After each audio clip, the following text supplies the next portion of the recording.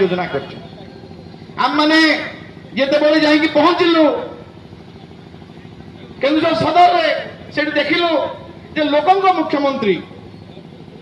अंचल से निश्चित भाव में आंदोलन बहुत सुंदर भाव होता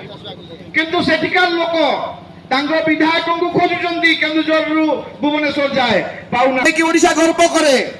से खंडाधार जलप्रपात को अदानी बोली कंपनी तार स्रोत को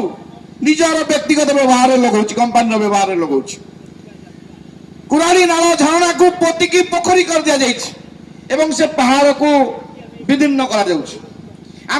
पहुंचलु कर्लापाट अंचल जो पहुंचलु सिजिमाली अंचल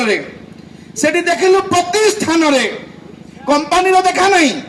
किंतु कंपानी पुलिस स्त्री लोक मान भी छाड़ू ना से जेल में भर्ती कर साधारण युवक मान तो स्वाभाविक कथा प्रतिदिन 10-20 लोक जेल में पुराऊँ